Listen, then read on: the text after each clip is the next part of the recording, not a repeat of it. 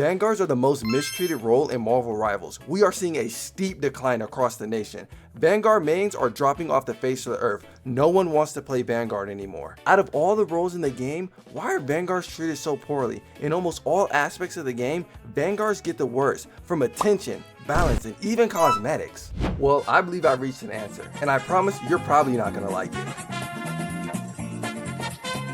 Yo, what's up everybody? It's your boy Merc. We in the Miles Morales suit, as you can see. In my most popular video, I claim that Rivals has a DPS obsession and Vanguards are paying the price. And I know, that's a bold claim to make. So as judge, jury, and executioner, I'm here to back it up, starting with the Vanguard role as a whole. There are 12 Vanguards in Marvel Rivals, and they range from must-pick meta heroes to absolute garbage throw picks who should never see the light of day in ranked. But it wasn't always like this. Allow me to take you down memory lane. Since the release of Marvel Rivals, Vanguards have been the cornerstone to every cohesive team. At a hero shooter's core, there are 2 tanks, 2 DPS, and 2 supports. However, Rivals took a more open approach, like old Overwatch, and that is where we are seeing the impact of that format a year down the line. Open queue allows players to pass through the barriers of just a 2-2-2 comp. Early Rivals has seen many different team comps, some being the 1-2-3 comps, while others deciding to run the GOATS comp. The children yearn for the return of GOATS. Now, why did Open queue work? It worked because we had fun and expressive team-ups, especially in the tank role. Nowadays, our tank team-ups feel lackluster and kinda stale. Oftentimes, it only reinforces the meta that we have today. Also, we need more lore accurate team-ups. There is no good reason that Jeff and Hela have a team-up with Venom. On top of that, can we please stop making tanks the anchor to the fun team-ups? Like Hulk has been an anchor slave since he's released. Also, you can't forget my boy Venom. In modern Rivals, we've stumbled upon some issues. Players just aren't tanking anymore. So what caused this to happen? I personally think solo tanking. It has single-handedly killed the reason to pick tank. Let me walk you through it. You load up everyone's favorite mode, Ranked. See, Ranked is where dreams come to die. As you load into your game and on the pre-select screen, you see 3 of your teammates insta-log DPS, and of course you have 2 supports follow, you automatically know where this match is going. So you hope and pray that the enemy team runs the same 1-2-3 comp as y'all, and if they don't, for the next 15 minutes, you're getting jumped by both tanks, and I dare one of the other teammates to say that you're throwing. You are solo tanking. To solo tank is to basically throw, and then your teammates get on the mic and have the audacity to start complaining to you like you're not the solo tank, and they're wondering why no one's pilling for them. Run 2 tanks, people. Unless you're that guy, which I can guarantee most of you guys aren't, you're going to lose. And somehow the blame is still gonna fall on the tank, because everybody knows the fastest thing to get commented is tank diff. Now watch these 2 clips and tell me, would you want to tank? I need a break! Oh!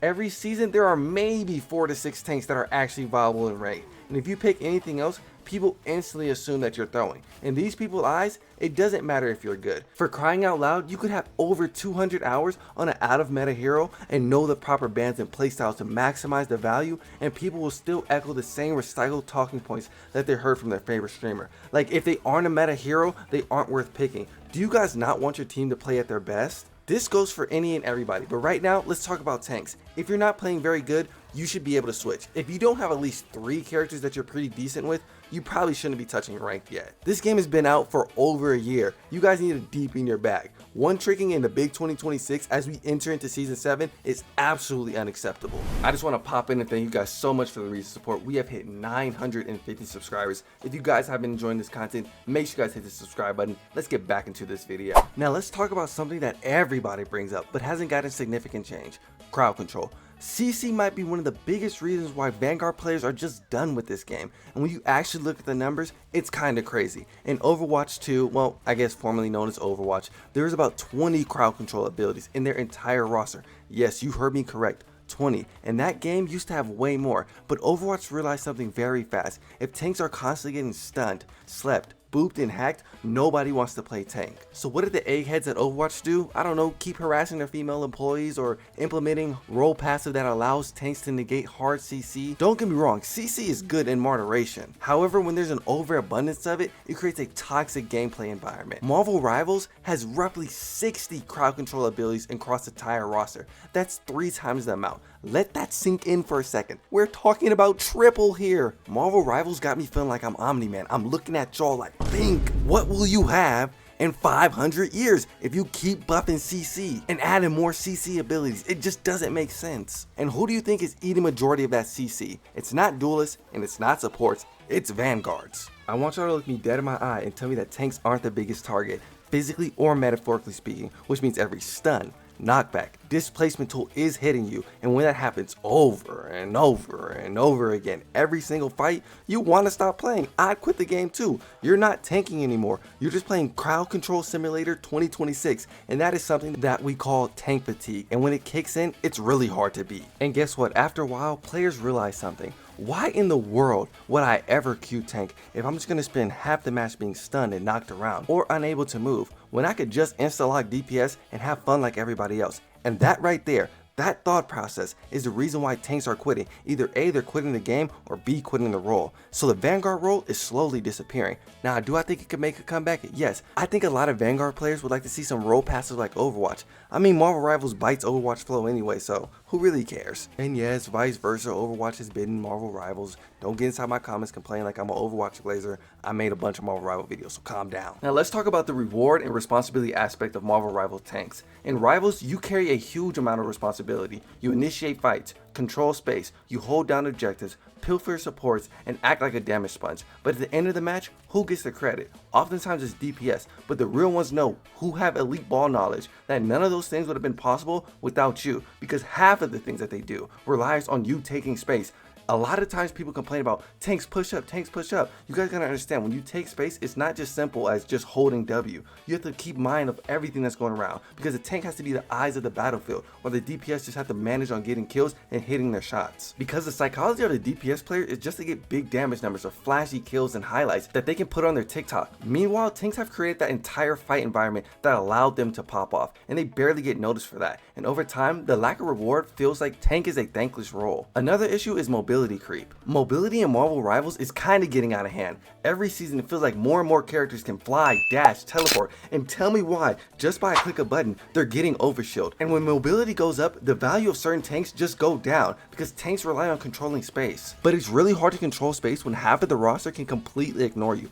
Flankers can bypass you unless you're like the tank, but even then you have to really watch out for them. DPS heroes can dive past you unless you're the tank. And all of a sudden, the front line doesn't feel like the front line anymore. And that's another problem that I want to talk about. Damage creep. We have been experiencing poke slop for the last 2 seasons. Tanks are supposed to survive longer than any other role. That's literally their entire point. If they stay alive, they inherently bring value. But lately, damage numbers have been creeping up across the board, which means tanks sometimes feel like they melt faster than they really should. Like if you play Hulk and you dive the backline, when the Punisher shotgun hits you, I promise you, you're gonna feel it. Or when that Hela or Phoenix just blazes you down, you know what's up. That also just extends to anybody who really plays the off tank role. And tanks are designed to survive. And when they can't survive, you're kind of just ruining their whole experience. We have to start talking about something that doesn't get mentioned enough, the perception problem. A lot of players simply just don't think tank is fun. No, not because it can't be fun or it's not fun, it's because the community treats it like it's a chore. When a lobby loads in, no one says, hey yo, let me get tank. No one insta-locks tank, only a few players. We need more insta-lock tanks, that's what I'm saying.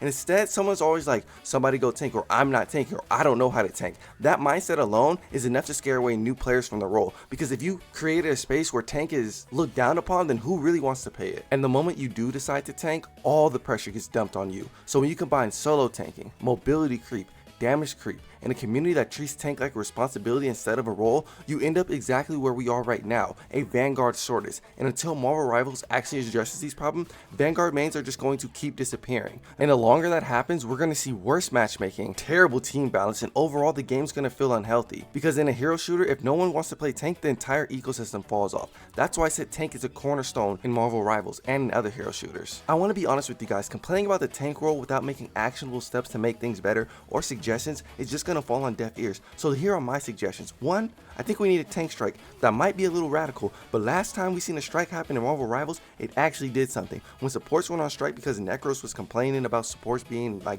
dumb and whatever, the development team made actual steps to buff supports, maybe just overtuning them a bit, but guess what? It got the job done. Because if the devs want players to actually play Vanguard again, something needs to change. First, reduce the amount of crowd control in the game. Not every character needs a stun, knockback, or an Elsa ult that is targeted towards tanks to literally pull them off the map. When every hero has CC, tanks become a punching bag, and at minimum, give them CC reduction. Make tank duos fun again. Tanks were never meant to fight alone. They were designed to work together. One tank engages while the other one peels. One creates space while the other one protects the team. When you remove that partnership, the role becomes 10 times harder to play, and the value of said role decreases because the amount of effort it takes and the value you get out of it just doesn't match up. So either A, you buff the solo tank, which is a terrible idea, or 2, bring other duo tanks back, like Hulk and Strange. And finally, stop designing tanks as damage sponges. Tanks should feel like frontline commanders, and right now, they feel like walking alt batteries. They should control fights and move tempo. That's their whole job. They should dictate the pace of combat, not be the slaves of them.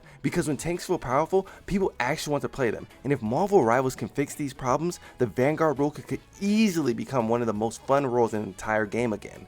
I really do enjoy playing tank in Marvel Rivals. I think it's one of the most fun roles if you know how to play it, but I do have some shining critiques. So if you guys agree or disagree, make sure you guys leave it in the comments below. And without further ado, peace out.